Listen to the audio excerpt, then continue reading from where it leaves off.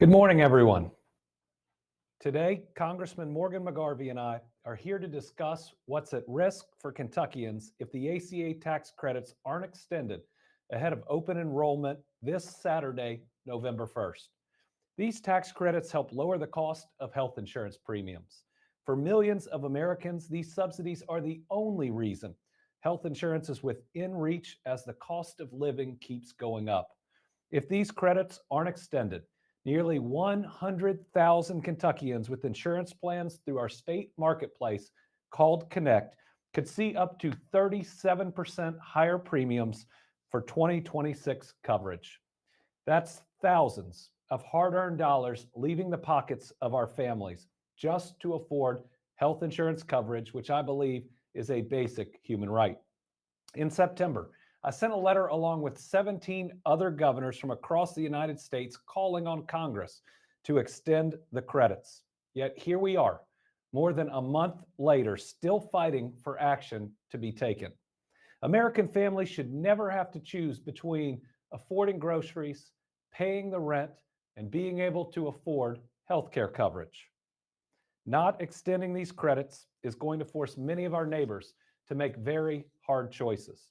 For a typical family of four making $130,000 in Kentucky, the cost of annual premiums alone could rise by more than $12,000. For a 60-year-old couple making $85,000, it could rise by nearly $24,000. That's in just 1 year.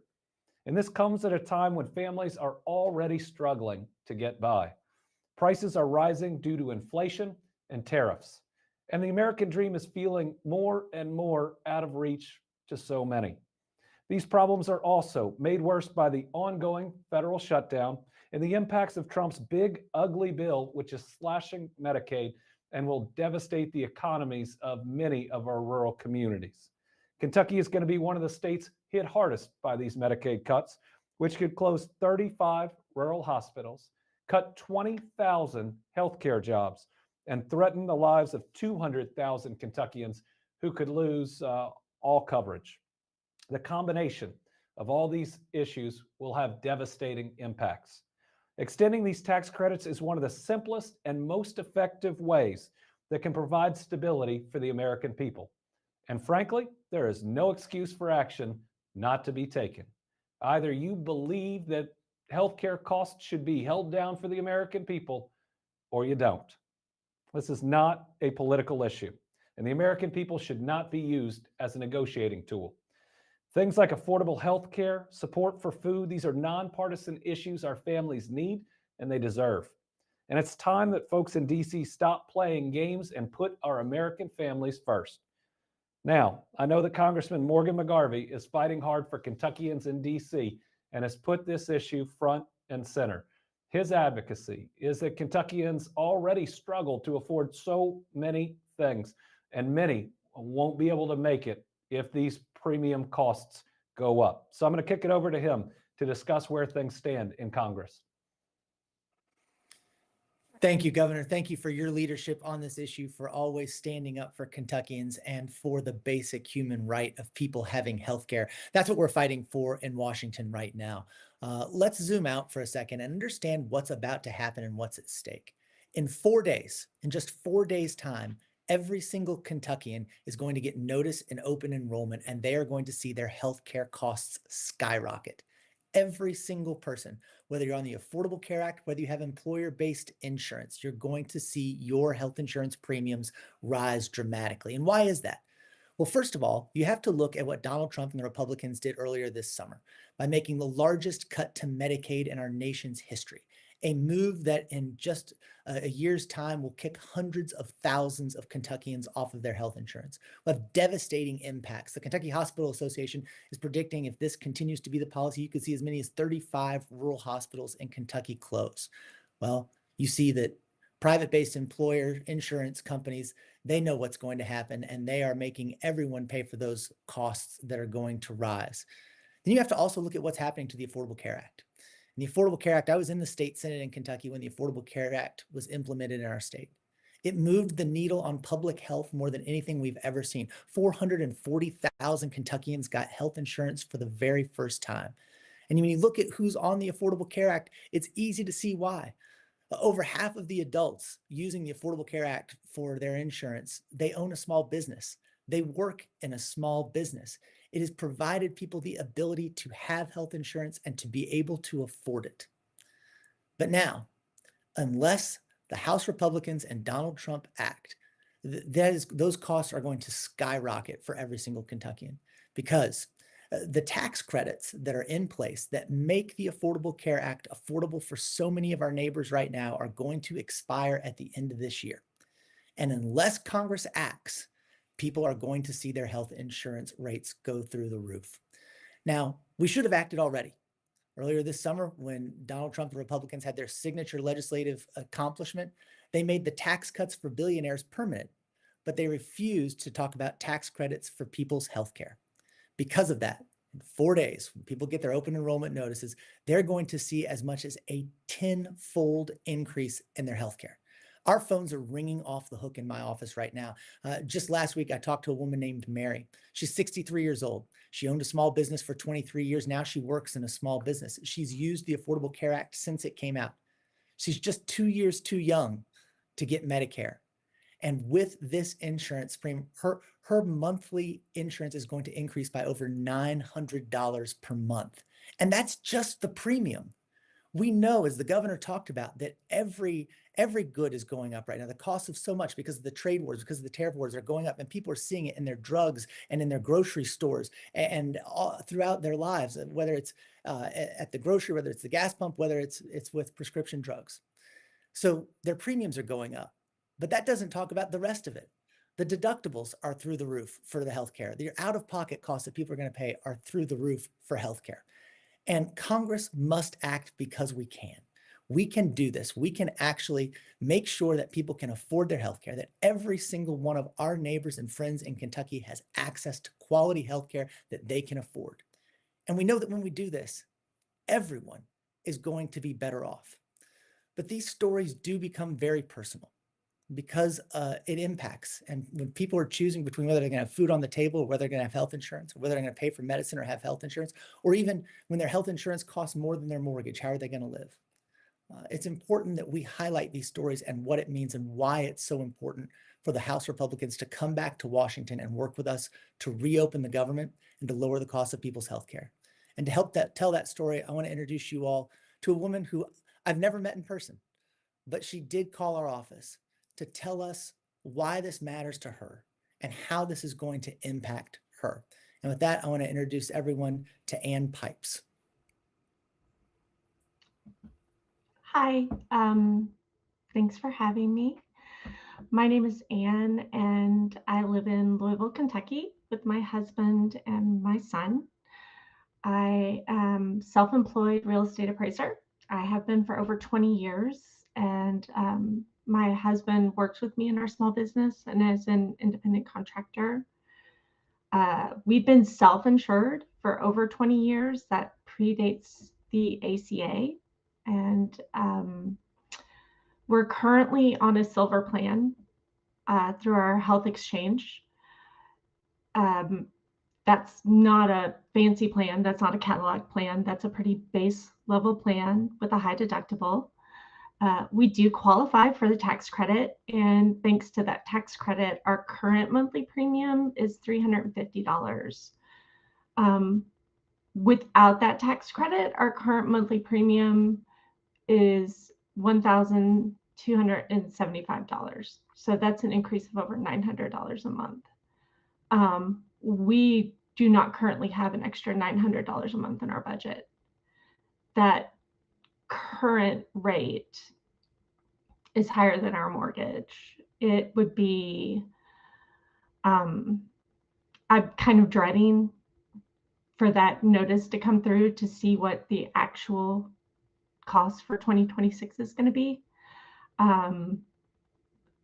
I've gotten a second part-time job to help make ends meet in light of inflation and market uncertainty kind of exacerbating all of those issues. Neither my husband or I are old enough to qualify for Medicare. So we're kind of stuck in limbo with this business that we built.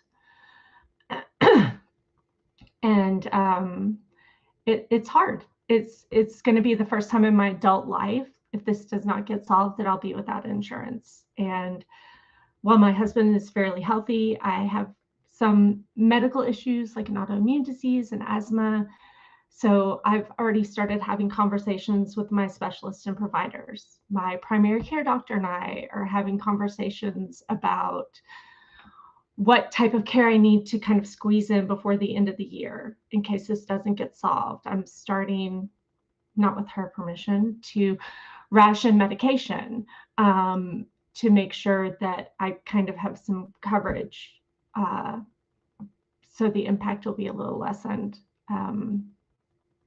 So yeah, it's really stressful. I'm losing sleep over it. I think all day about what we're going to do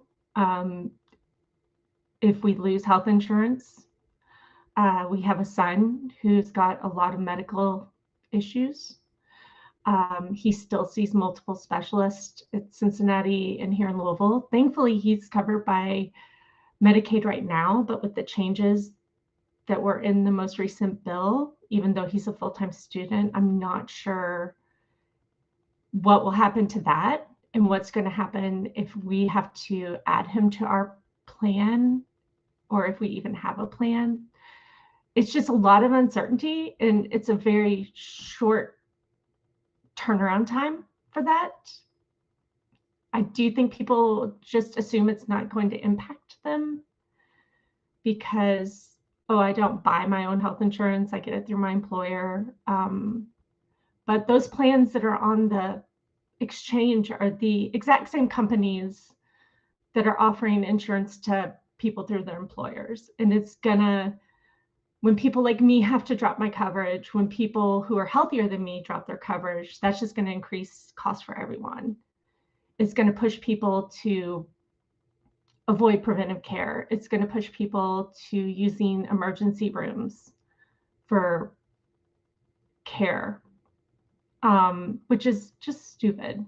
That's an expensive, stupid way to get care. It's not a very cost-efficient way. It's not a very compassionate way to get care. It's not fiscally responsible to put people in a position where they're getting their care through emergency rooms.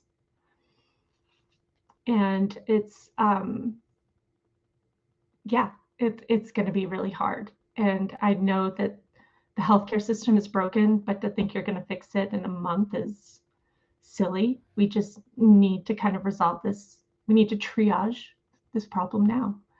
So I appreciate Representative McGarvey having me on. I appreciate him foregoing his paycheck during the shutdown. I know not everyone is doing that. I appreciate him being in Washington working. I know not everybody is doing that.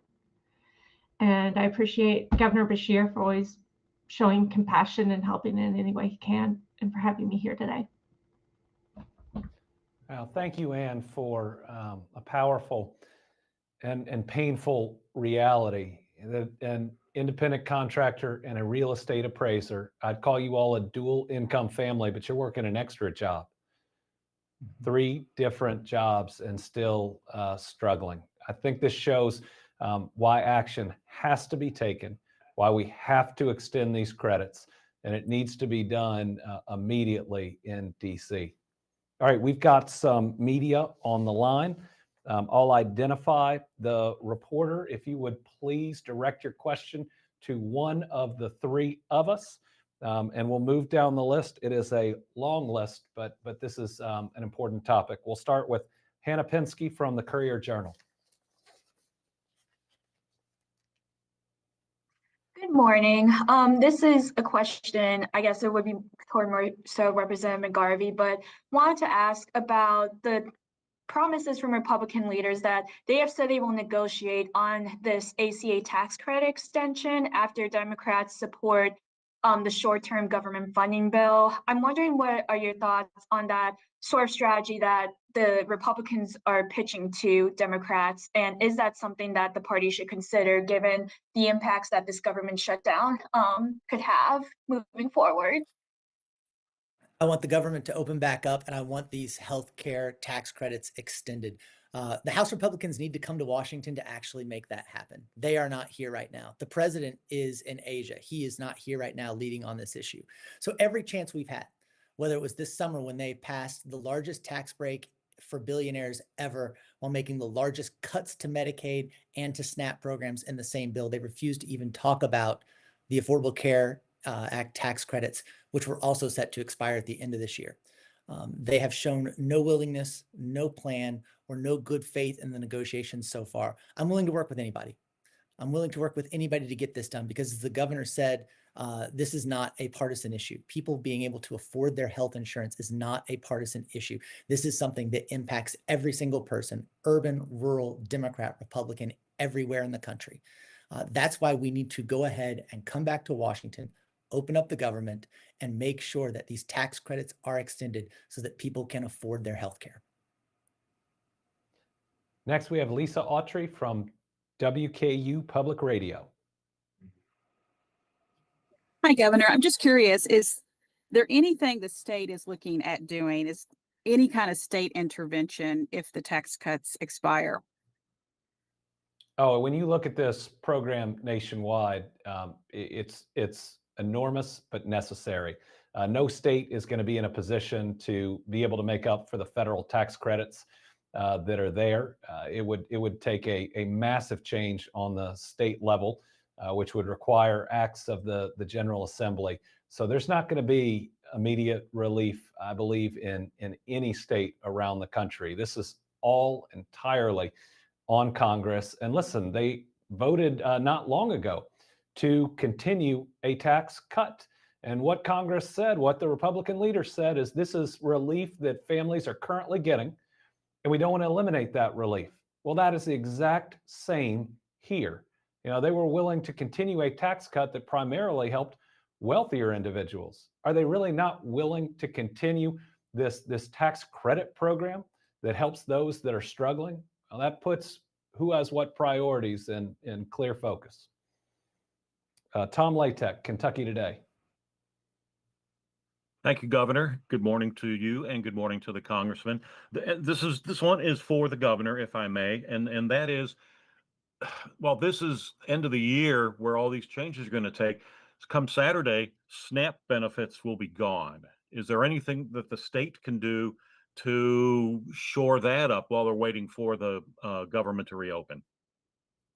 The USDA sent every state a letter saying that they were not allowed, that they were prohibited from working with vendors that provide those SNAP benefits. So this isn't just the Trump administration saying they're not going to fund it. They are actually prohibiting us from doing certain things as well. But this is about $100 million hit to Kentuckians. The sad part about this is there are emergency funds that are right there. All the Trump administration has to do is say, we're going to use them. In fact, the Trump administration is talking about providing Argentina a $20 billion bailout during a government shutdown, but won't provide SNAP benefits, food assistance for our own people. That's not very American first.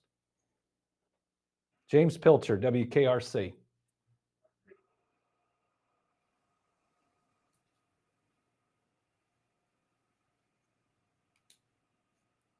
Okay, let's go to Olivia Russell with WAVE.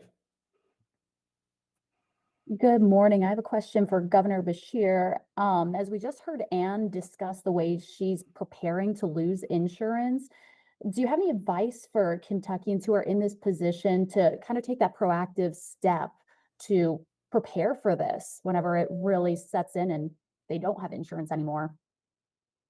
Yeah, I want to thank Ann for sharing her reality. I don't want to call it her story because what she's facing right now, I hope Congress will fix, and it won't be her story moving forward. But I think folks in Ann's position do need to be seeing their doctors right now, need to be talking about what they can do, what course of treatment they can follow. Hearing that anybody is having to ration their medicine hurts, and no one in our country should have to do that. What this administration and congressional Republican leadership are doing are ultimately forcing people off of coverage, whether it is Medicaid or private insurance, which is going to make people less healthy.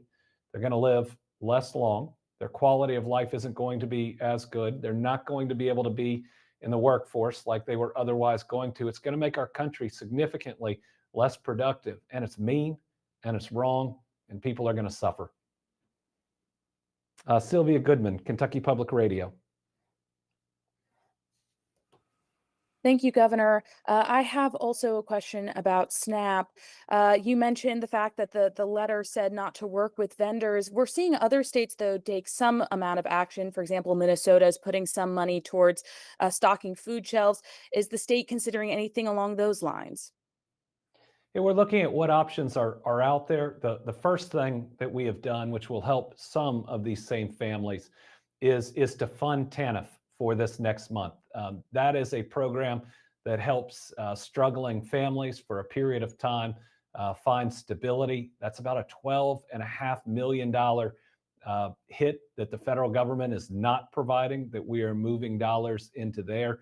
We're having conversations with some of our food banks right now. We are limited compared to some other states in that Virginia looks like they're trying to do a state of emergency, which opens up certain funds. Now, our General Assembly passed legislation that caps the amount that we're able to use over the course of a biennium for states of emergency, which we've had to have a number of them with these natural disasters. I'm doing everything I can to push this federal administration. They can fund SNAP during the government shutdown. They should fund SNAP during the government shutdown. Whether people have enough to eat should not be a prop for negotiating. Sarah Ladd, the Kentucky Lantern. Thank you so much. My question is also for Governor Beshear. We have seen some discussion of states considering suing the federal government or taking other legal actions over withholding SNAP. Is that something Kentucky is looking at or interested in any way? We are absolutely looking at it. We have previously sent, I believe, a letter with a number of other states about this coming up. But yes, we are in active discussions about that. The law that creates SNAP says it shall be funded. Many years ago, when Ernie Fletcher and the General Assembly here couldn't reach a budget, the Supreme Court ruled that there are some statutes that are self-appropriations, that you don't otherwise have to have a budget to go ahead and fund. And that same, not theory, it's the law, at least in Kentucky, I believe could and possibly would apply to the SNAP program.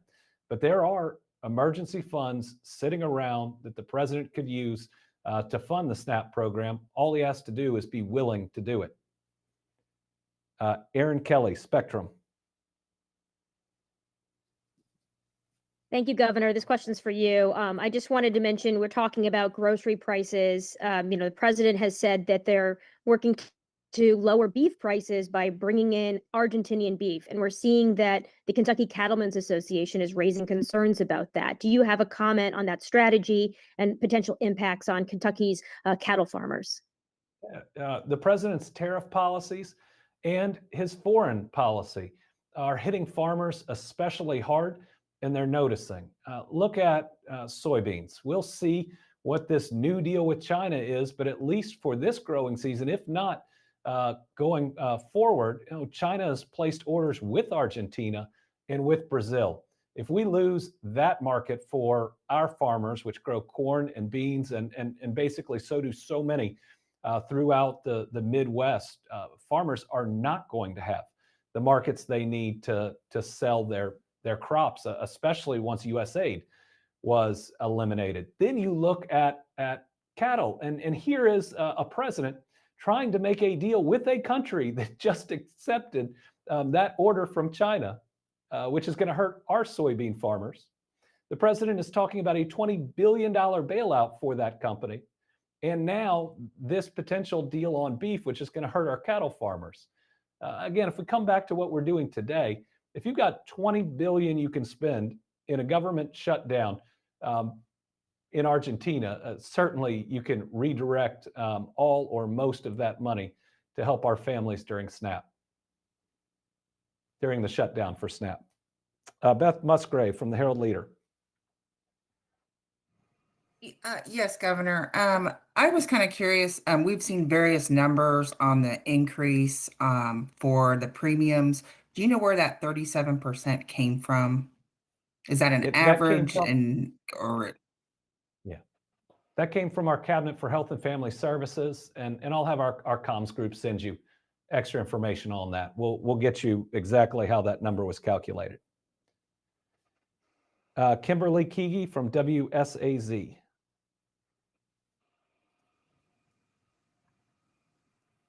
Hi, Governor and Congressman McGarvey. Thank you for taking the time to address this issue this morning. I was curious because the average salary that you guys were talking about for a family of four is much higher than the reality for a family of four actually sees.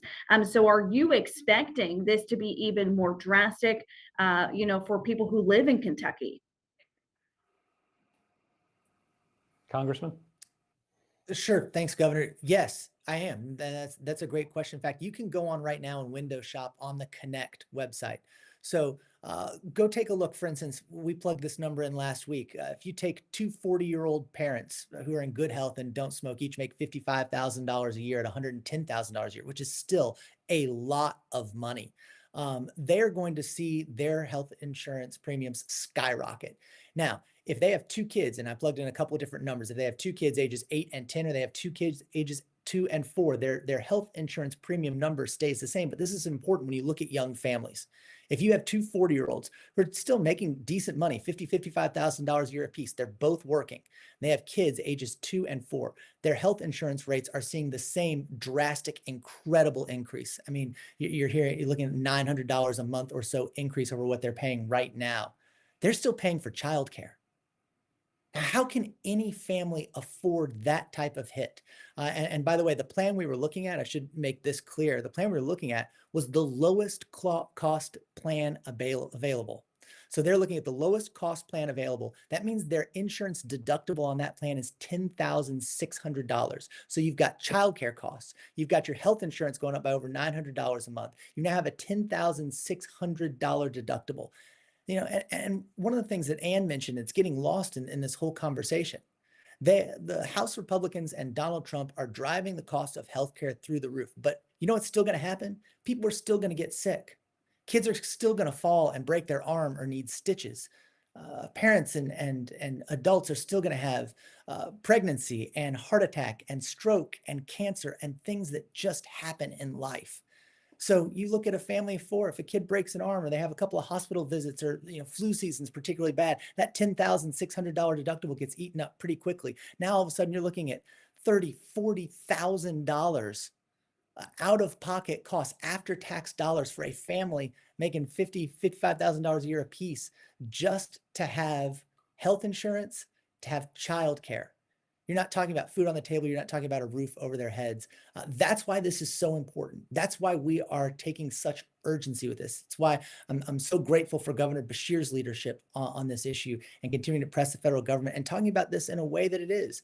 This is our neighbors. These are our friends. These are people who are just going to work and trying to do the right thing and make sure that they can have health insurance for themselves and their families and be able to put food on the table.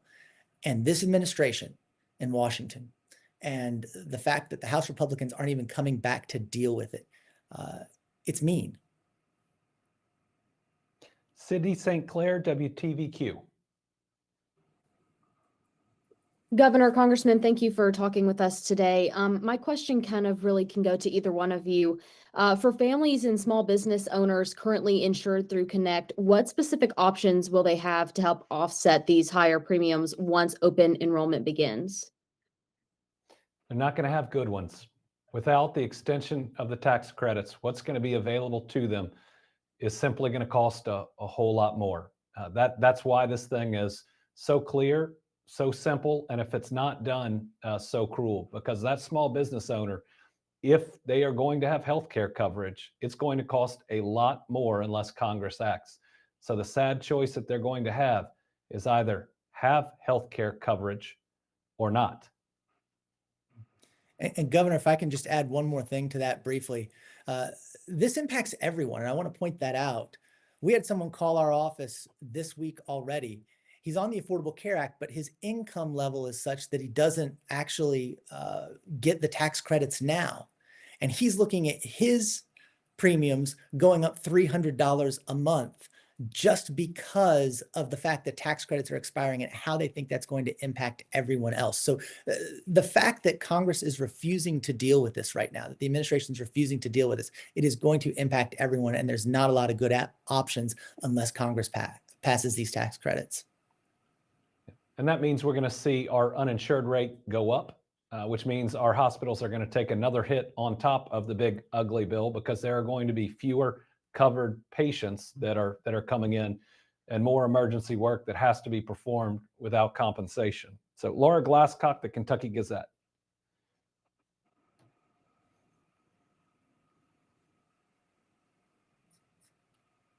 Okay, Karen Czar, WUKY.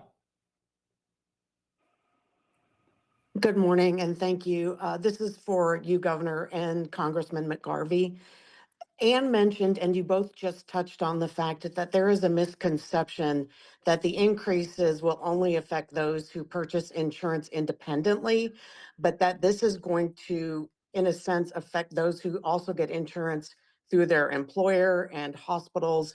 Can you elaborate on how this is going to trickle into everyone's coverage, in your opinion? Congressman? Sure. Thank you, Governor. So when you look at what happened, and I don't think it's a big, beautiful bill, but what happened with the House Republicans and Donald Trump this summer when they passed what they referred to as the one big, beautiful bill is the largest cut to Medicaid in our nation's history. It is going to kick hundreds of thousands of our neighbors in Kentucky off of their health insurance. So if you have a private employer plan right now, those private insurance groups are already seeing how many people are not going to have insurance. And factor in the fact that tax credits haven't passed yet and that those costs are going to skyrocket. Some people are going to choose not to have health insurance as well. Well, guess what? People are still going to get sick. People are still going to have emergencies. People are still going to be going to hospitals and getting care. Even if they don't have health insurance, they're still going to be possibly going to the emergency room, maybe not being able to pay for that care as they are now. So private insurance, they're seeing that, they're anticipating it, they know it's going to happen, and they are going ahead and increasing the costs of everyone's health insurance to offset that because of what Congress did and what the Trump administration did.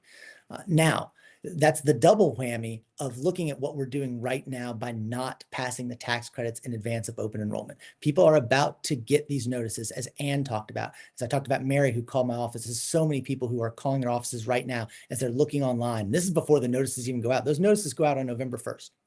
And they are going to see their health insurance premiums just skyrocket. And I stress it's their premiums. Keep in mind, this is just the premium for having health insurance. It doesn't mention the copays. It doesn't mention the deductibles. It doesn't talk about the out-of-pocket costs for prescription drugs, which because of the trade policies of this administration continued to rise. The cost of food, which is continuing to rise because of the trade policies of this administration. So everybody is getting pinched in every direction, but we can act. This is the thing. We can do something about this, and we know what works. We know that it is ultimately better and cheaper for every person to have access to affordable, quality health insurance. It is something that when we invest in on the front end, it makes it cheaper on the back end, and it's the right thing to do. And so that's why we in Washington, why I'm here fighting, why I'm saying I will work with anyone. Let's open this government back up. Let's make sure that we are lowering the cost of Americans' healthcare because it's the right thing to do. And it's going to have an impact on everyone if we don't. Next, we have Carly from WKYT. Thank you, Governor. You mentioned impact on Kentucky's rural communities, including hospitals. Can you kind of expand on what a continued government shutdown might mean for them? Well, what I'm talking about in terms of rural hospitals is a hit from the big ugly bill and then a second hit if Congress fails to extend the tax credits. So the first hit is cutting $1 trillion from Medicaid.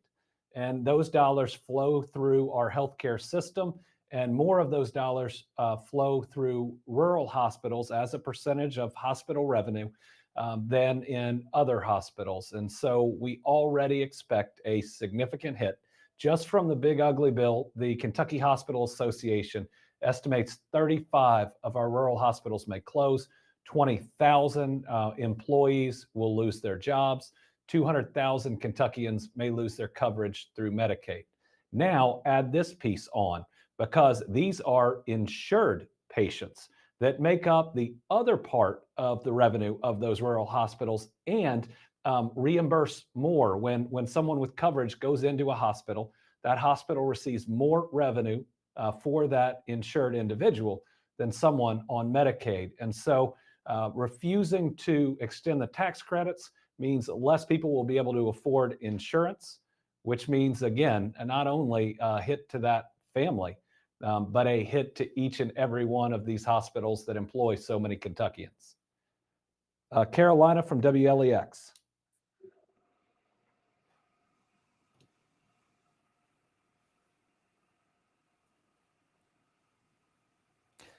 Okay, I think we have someone from WLKY.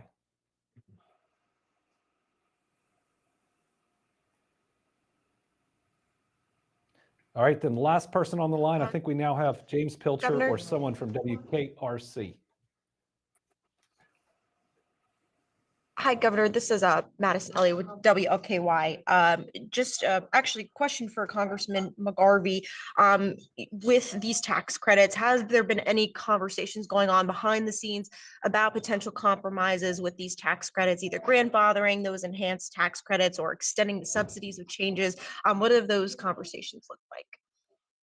Yeah, and I'm in DC now. I've been in DC every week since the government shut down, willing to work with anybody to make sure we get this done. And yes, when you look at this, the fact that people's health insurance is going to skyrocket, it is not limited to Democrats and Republicans or rural and urban areas. Everyone is going to see their health insurance costs increase. That's why we are trying to work across the aisle in a place where the Republicans control the House to make sure they see the importance of this and are willing to lower the costs of health insurance for Americans. But I will say this, they have to come to Washington to actually do it, to open the government back up and lower the cost of healthcare. We're here ready to do it, and we want them to join us. WKRC with our last question. Thank you. Nuts and bolts question for Congressman real quick, and then a broader question for both of you. The nuts and bolts question is, okay, so if you're able to include this in some kind of settlement, let's say in 2 weeks or a month, could it be retroactive? I mean, the deadline is Monday. Could you make this extended? How could that work? And here's a question for both of you. What else can each of you do to help solve this situation, given the impasse in Washington? Thank you. We should do this now. Go ahead, Congressman. Go ahead, Governor. Go ahead, Governor. I was just going through the nuts and bolts.